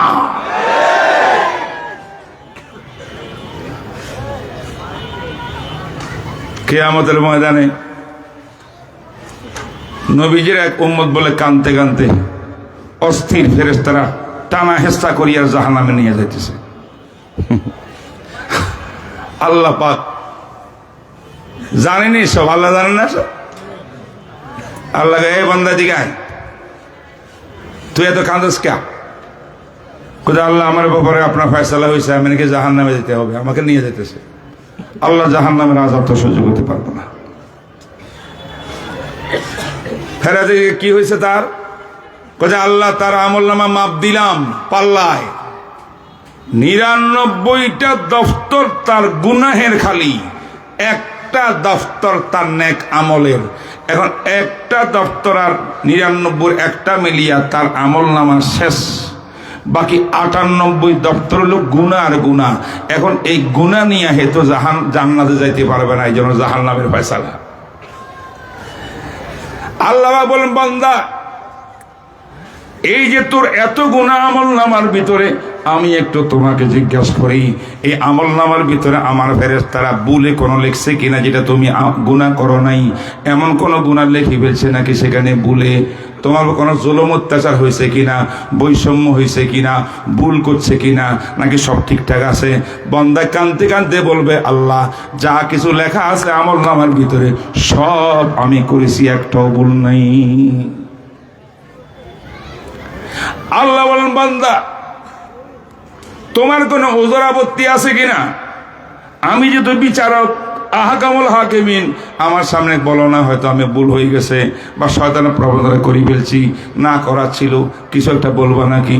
বান্দা বলে, আল্লাহ ওজর খাই করিয়ে কোনো লাভ নাই, আমার কোনো ওজর নাই, জেনে শুনে নফসে আম্মারার চাহিদা অনুযায়ী আমি আমলগুলো গুনাহগুলো করেছি। আল্লাহ জিজ্ঞাসা করবেন, এখন তোমার হবে কি বলো? তুমি কি আশা করো তোমার কোনো সাহায্যকারী আসবে নাকি কিয়ামতের ময়দানে? কেউ আসবে টানি নেওয়ার জন্য তোমার এই গুনার বোঝা নিয়া তোকে মাফ করে দেওয়ার জন্য?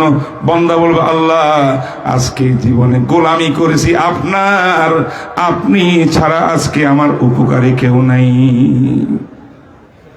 আল্লাহ পাক বলবেন, সামনে আনিয়ে বলবেন, শোন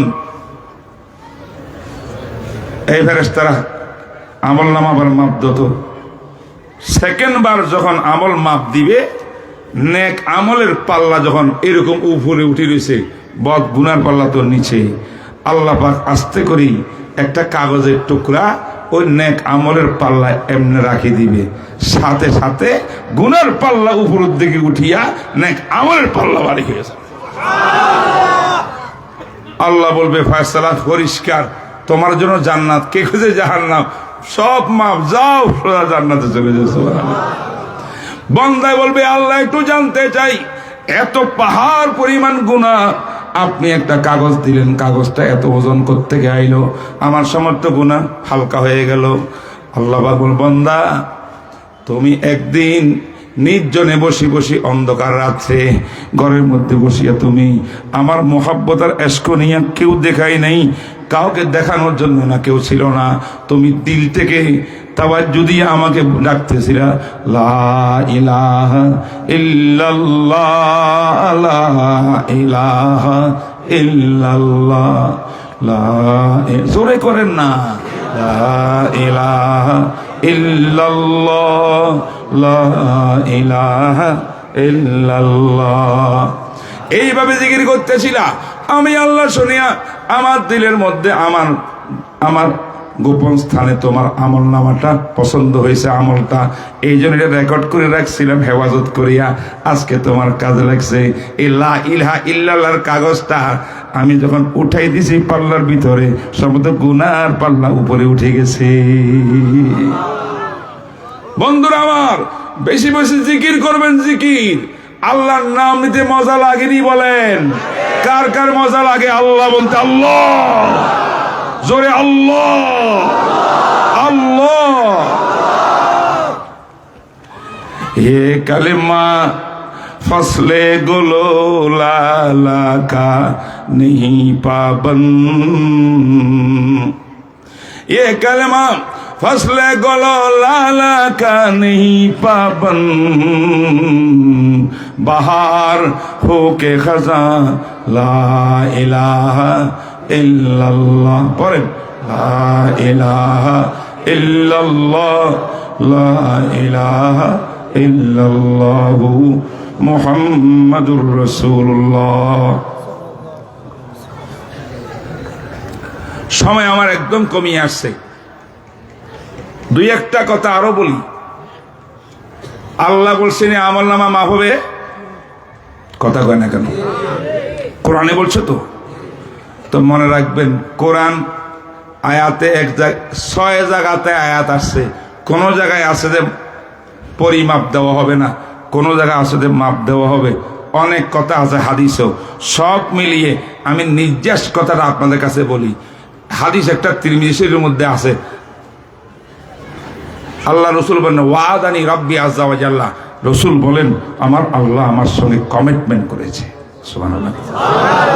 কি কমিটমেন্ট? কোথায়? আই ইউদখিলাল জান্নাতা মিন উম্মতি ৭০ আলফান, আল্লাহ লা হিসাবা আলাইহিম ওয়ালা আযাব, বিনা হিসাবে আমার উম্মতের ৭০,০০০ উম্মতকে বাছাই করি আল্লাহ পাক সোজা জান্নাতে দিয়ে দিবে। এদের আমলনামা মাফজুর নাই। এবার আল্লাহ পাক দ্বিতীয় এলান ঘোষণা করলেন, প্রত্যেক হাজারের সঙ্গে আরো ৭০,০০০। সুবহানাল্লাহ। প্রত্যেক হাজারে আরো ৭০। তো 70,000-এর প্রতি হাজারের সঙ্গে 70,000 করে হইলে 49 লক্ষ নবীর উম্মত বিনা হিসাবে জান্নাত। আমার নবীকে খুশি করার জন্য আল্লাহ পাক করবেন কি, 49 লক্ষ বললে নবীজি খুশি হবে না। নবীর উম্মত তো অনেক, কি বলেন, অনেক উম্মত কিনা? 49 বোধহয় আমরা পড়বো নাকি? সম্ভাবনা খুবই কম। আল্লাহ পাক বলেন, নবীজি আপনাকে ওয়াদা করেছেন, ওয়ালা সাওফা ইউতিকা রাব্বুকা ফাতারদা, আমি আল্লাহ আজকে ওয়াদা করছি আপনাকে খুশি করিয়া ছাড়বো। মনে হয় খুশি হন নাই, আমি বুঝতেছি খুশি হন নাই, খুশি হইয়া যান। 3 নম্বর ঘোষণা। কি ঘোষণা? কত সালাসু হাসায়াতিন মিন হাসায়াতি রাব্বি আযজা ওয়া জাল্লা, আমি আল্লাহ গুনাহগার উম্মত যখন হাসরের ময়দানে দাঁড়াবে, কানবে, চিৎকার করবে, আপনার গুনাহগার উম্মতের মধ্যে আমি আল্লাহ 2 হাত কুদরতি হাত দিয়ে এইভাবে জাল মারবো, কোষ মারবো। আমার কুদরতি হাতের মধ্যে 1 কোষ, 2 কোষ, 3 কোষ যত হাতের মধ্যে উঠবে সবগুলাকে বিনা হিসাবে আমি জান্নাতে দিয়া দেব। এবার আল্লাহর হাতে কত কত কোটি হবে, কত মিলিয়ন, বিলিয়ন, ট্রিলিয়ন, পুরা দুনিয়ার ক্যালকুলেটর লয়ে হিসাব করতে তাকান, হ্যাং হয়ে যাব মেশিন, কিন্তু হিসাব শেষ হবে না। এই 3 পরীক্ষাকে বাচ্চারা যাবে, তাদের আমলনামা মাপ দিতে হবে। কথা বুঝছেন না? বোঝেন নাই? এই গেল আমি তরিমাতুল বাবের মধ্যে সামান্য কথা। অবশেষে শেষ হাদিস। আন আবি হুরায়রা রাদিয়াল্লাহু তাআলা আনহু قال قال رسول الله قال النبي صلى الله عليه وسلم, শেষ হাদিস পড়তেছি শুনেন। কালিমাতানে হাবিবাতানে ইলার রহমান খাফিফাতানে আলাল লিসান ثقيلتان في الميزان سبحان الله وبحمده سبحان الله العظيم।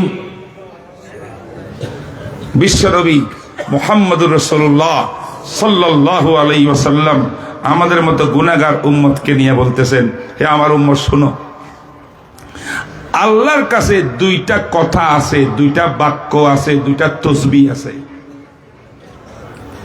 যে 2টা বাক্যের প্রথম গুণাবলী হইল, এই 2টা কথা রহমানুর রহিমের কাছে সবচেয়ে মাহবুবার পছন্দের। কার কাছে? রহমানের কাছে। শব্দ রহমান দিছে কেন? সওয়াব বেশি, সকেরাতে বিল মিজান, এই জন্য অন্য কোনো গুণাবলী না, রহমান দিছে। হাবিবাতানে ইলার রহমান, আয় মাহবুবাতানে ইলার রহমান, মাহবুবাতানে কাইলুহুমা ইলার রহমান। 2টা কথা আল্লাহর কাছে বেশি পছন্দের, মোহাব্বতের। এই 2টা কথা যার মুখ দিয়ে উচ্চারণ হবে, সে বান্দাও আল্লাহ পাকের মোহাব্বতে এক গুণ।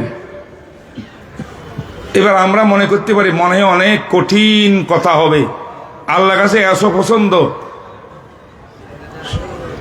রাসূল কয় খাফিফাতানি আলাল লিসান, এই 2টা কথা উচ্চারণ করার জন্য মুফতি সাহেব হওয়া লাগবে না, কারি সাহেব হওয়া লাগবে না, হাফেজার আলেম হওয়া লাগবে না, যে কোনো অশিক্ষিত মুসলমান পর্যন্ত ইচ্ছা করলে জবান দিয়ে চালু হয়ে যাবে।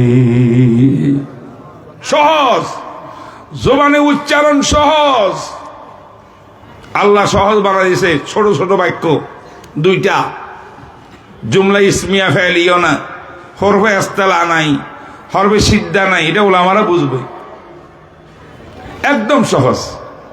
তো সহজ যখন বলছে, সহজ জিনিসের, সস্তা জিনিসের কোনো দাম আছে নাকি? সহজ হলে তাহলে এটাতে লাভ কি হবে? না না না। 3 নম্বর, সাকিলাতানি ফিল মিজান, এই 2টা কথা যে বলবে, আল্লাহ পাক যদি কবুল করি ফেলে, এই 2টা কথার ওজন কিয়ামতের ময়দানে যদি তোমার আমলনামা পাল্লার মধ্যে মাপ দেওয়া হয়, হিমালয় পর্বত থেকেও বেশি ওজনদার হয়ে যাবে। সেই 2টা কথা কি বুঝছেন তো আপনারা? কারা কারা এই যে 2টা-3টা গুণ শুনলেন, কারা কারা এই 2টা কলমা সারা জীবন পড়বেন ইনশাআল্লাহ? আল্লাহ তুমি কবুল ফরমাও। সেই 2টা বাক্য কি? সুবহানাল্লাহি ওয়া বিহামদিহি 1 নম্বর, সুবহানাল্লাহিল আযীম। 2 নম্বর, দুইটা কথা সুবহানাল্লাহ ওয়া বিহামদিহি, আল্লাহ সমস্ত দোষ ত্রুটি থেকে পাক পবিত্র। আল্লাহ সানে যা মানায় না এমন সব জিনিস থেকে আল্লাহ মুক্ত। ওয়া বিহামদিহি, আল্লাহর সানে যত গুণাবলী আছে সব বড় বড় গুণগুলো আল্লাহর মধ্যে বিদ্যমান আছে। আমি আল্লাহকে পাক পবিত্র বললাম, সমস্ত গুণে গুণীয় বললাম।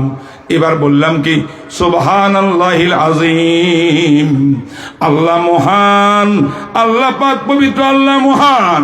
বলেন না আল্লাহ মহান, আল্লাহ মহান, আল্লাহ আযীম।